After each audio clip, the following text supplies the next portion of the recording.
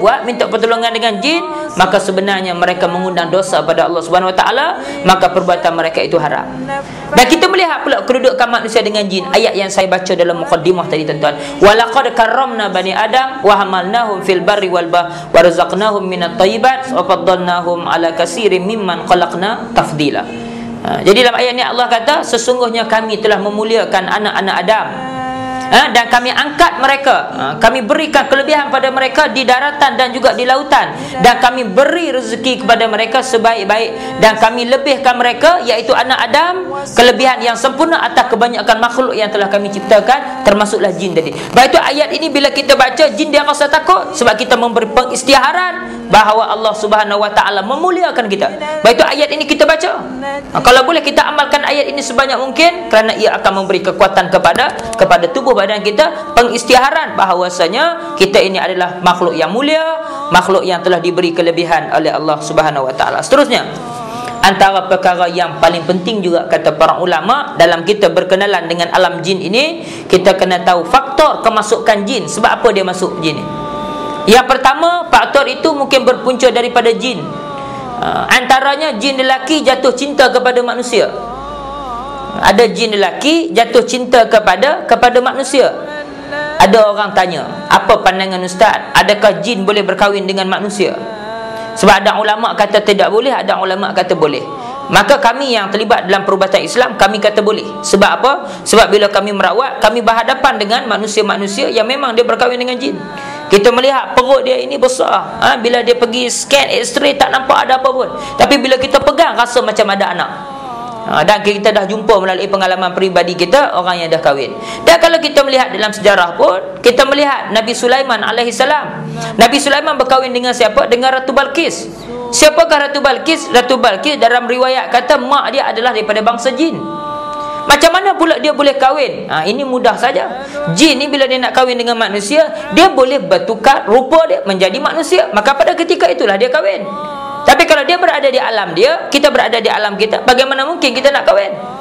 Macam orang nak kahwin dengan ikan, mana boleh?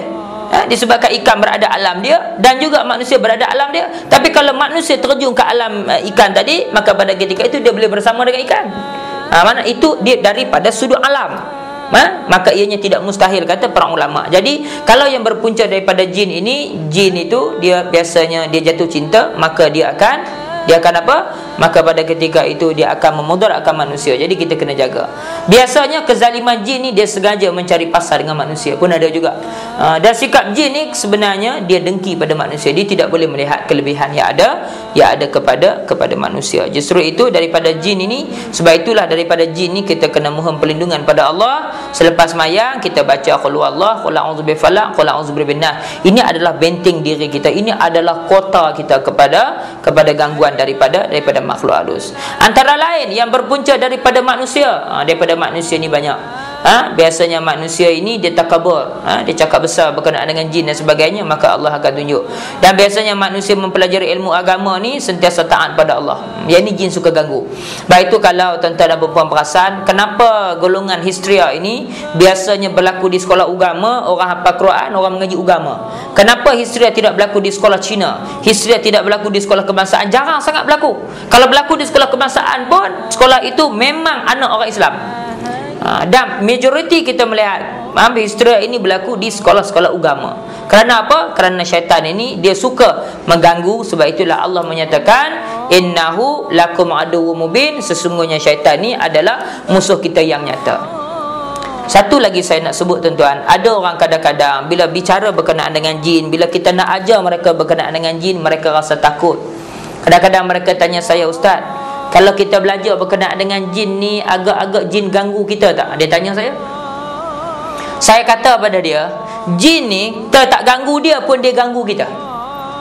Maka mana lebih baik daripada dia ganggu kita, kita bertarung dengan dia sungguh-sungguhkah, ataupun dia aja duduk bertarung dengan kita?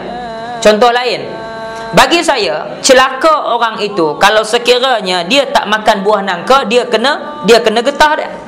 Jadi kalau kita makan buah nangka, kita kena getah dia itu, kita puas hati sebab kita berhadapan dengan buah tadi dan kita makan benda tadi. Samalah juga dengan jin, dia je serang kita, dia memberi mudarat pada kita dengan izin daripada Allah, kita tak berpersediaan untuk berhadapan dengan dia. Jadi benda-benda ini kita kena mengambil kira. Dan seterusnya saya nak sebut, bila kita belajar berkenaan dengan jin, tentu ada perempuan jangan takut.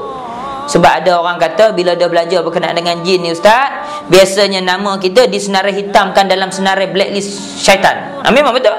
Kita bila kita mengucap asyhadu alla ilaha illallah wa asyhadu anna muhammadar rasulullah, jin akan cop kita ini adalah musuh utama dia. Sebab apa? Sebab dia tidak suka kepada orang Islam, dan tugas dia memang Allah Subhanahu Wa Taala nyatakan dia hendak menyesatkan golongan anak Adam. Jadi kita kena tahu faktor-faktor kemasukan jin. Seterusnya, inilah sebenarnya kita nak melihat kemuncak kepada perbahasan dan perbincangan kita. Yang tadi kita dah tahu berkenaan dengan asal usul jin, tempat tinggal jin, kita tahu faktor kemasukan.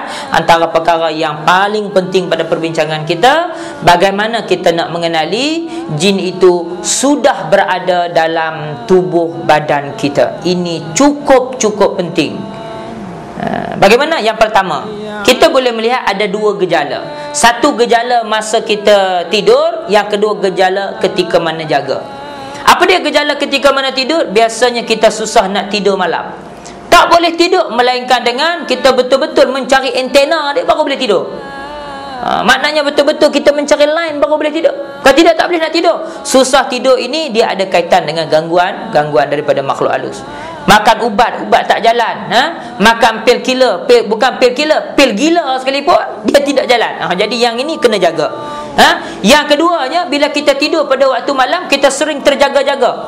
Dan jaga tu kita rasa cemas, macam orang kejar kita. Kita pun kadang-kadang pernah alami tentang ada perempuan, bila kita tidur aja jaga-jaga berpeluh, padahal dalam tidur tadi kita mimpi dikejar oleh anjing bodoh. Anjing bodoh yang kejar kita tu, kita jaga macam dia kejar kita betul-betul, berpeluh kita. Maka pada ketika itu adalah merupakan antara tanda dia.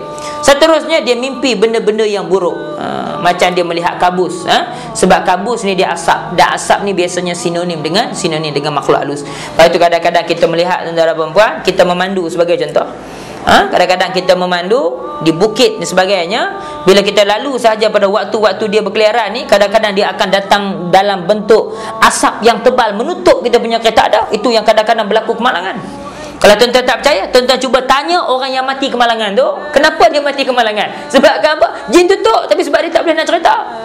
Jadi ini benda-benda yang tuan-tuan dan perempuan kena ambil perhatian. Seterusnya, kita mimpi benda-benda yang menakutkan dan juga benda-benda yang menyeramkan. Ini antara beberapa faktor yang menyatakan yang kita ini diganggu.